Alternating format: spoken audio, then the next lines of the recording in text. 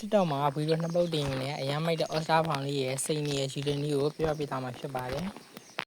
အရင်ဆုံး Evan နဲ့ဝင်လိုက်မယ်။ပြီးရင်တတိယမြောက်ဟာတွေက Win Cash and Diamond ဆိုတဲ့ဟာကိုရွေးလိုက်မယ်။ပြီးရင်ဒီ Go ဆိုတဲ့ဟာကိုနှိပ်လိုက်မယ်ခင်ဗျ။အဲဆိုရင် Evan လေးနဲ့ကိုရောက်သွားရပါတော့။ဒီမှာဆိုရင်ကျွန်တော်တို့ကဗီဒီယိုတင်ယူနေစကင်တွေပေါင်ရုပ်ပုံပေါင်တွေရနေတယ်ပေါ့နော်။ပြီးရင်ကျွန်တော်တို့ဟာ TikTok မှာဗီဒီယိုတင်မှာဖြစ်လို့ဒီ Wire စာတန်းလေး submit now ဆိုတော့နှိပ်မယ်ဗျ။ပြီးရင်သူထည့်ခိုင်းထားတဲ့ hashtag လေးခံမှုအဲ့ copy ခလုတ်လေးကိုနှိပ်မယ်ဗျ။အဲ့စာလေးတွေကို copy ယူပြီးရင်ပြန်ထွက်ပြီးတော့ကျွန်တော်တို့ TikTok မှာဗီဒီယိုသွားတင်မယ်ခင်ဗျ။ TikTok ရောက်ပြီဆိုရင်အပေါင်းလေးကိုနှိပ်ပြီးတော့ mobile legend နဲ့ပတ်သက်တဲ့ကိုတင်တဲ့ဗီဒီယိုတစ်ခုကိုရွေးလိုက်ပါဗျ။ပြီးရင်ရှေ့သို့ဆိုတာကိုနှိပ်မယ်။ပြီးရင်ကို copy လာတဲ့ hashtag လေးတွေကိုထည့်လိုက်မယ်။ပြီးရင်ပို့တင်မှာဆိုတာကိုနှိပ်လိုက်ပါခင်ဗျ။ဗီဒီယိုတင်ပြီးသားဆိုရင်အဲ့ဗီဒီယိုတွေကိုဝင်လိုက်ပါမယ်ခင်ဗျ။ဒီအောက်ထောင်ကအဆက်ကလေး34ကိုနှိပ်ပြီးတော့ link ကိုကူးယူပါဆိုတာကိုနှိပ်ပါခင်ဗျ။ပြီးရင်ခုနက Chrome နဲ့ကိုပြန်သွားမယ်။ contact link ဆိုတဲ့နေရာမှာကို TikTok ကကူးလာတဲ့ link ကိုထည့်လိုက်မယ်။ပြီးရင် contact language ဆိုတဲ့နေရာမှာမြန်မာကိုရွေးပြီးတော့ကိုက TikTok မှာတင်တာဖြစ်တဲ့အတွက်အပေါ်အဆုံးကနေရာမှာ TikTok ဆိုတာကိုရွေးလိုက်မယ်။ပြီးရင်အောက်ဆုံးကအဖြူခွက်သေးသေးလေးထဲမှာမှန်ချက်ကိုနှိပ်ပြီးတော့ submit ဆိုတာကိုနှိပ်လိုက်ရင်ရပါပြီဗျ။ပြီးရင်ရုပ်ပုံအောင်ရဖို့အတွက် TikTok အကောင့်ကို verify သွားလို့မှာဖြစ်ပါတယ်ဗျ။အဲ့ပေါ်လာတဲ့ go to verify ဆိုတဲ့စာလေးကိုနှိပ်လိုက်ပါဗျ။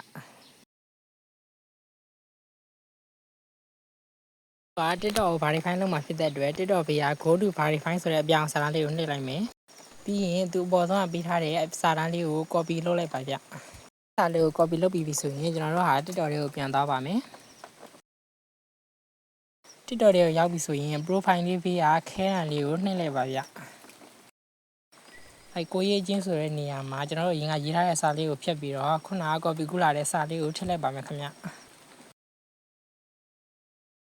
ပြီးပြီဆိုရင်ပြန်ထွက်ပါမယ်ခင်ဗျ။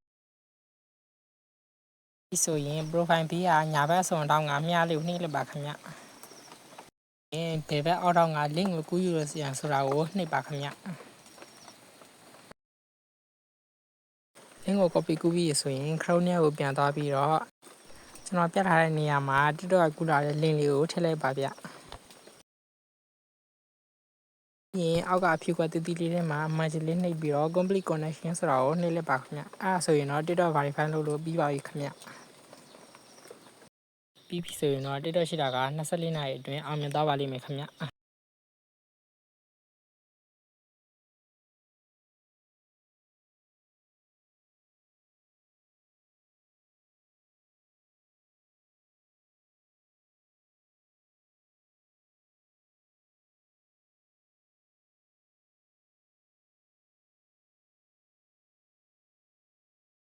TikTok နဲ့ verify လုပ်တာအဆင်ပြေသွားပြီးသွားပြီဆိုရင်တော့နောက်တစ်ရက်ကျရင်ကျွန်တော်တို့ TikTok မှာဗီဒီယိုနောက်တစ်ပုတ်ထပ်တင်ပြီးတော့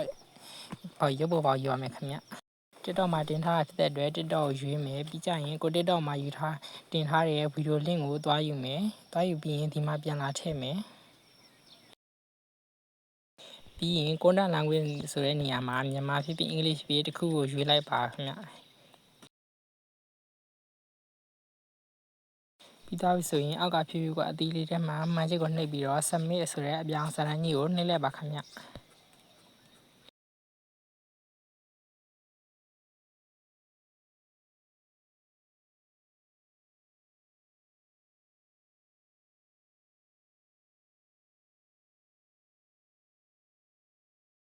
ပြီးဆိုရင်အပေါ်ပြန်သွားပြီးတော့ draw ဆိုတဲ့မဲနိုင်တဲ့နေရာမှာတစ်ခါပြန်မဲနိုင်လိုက်ပါခင်ဗျ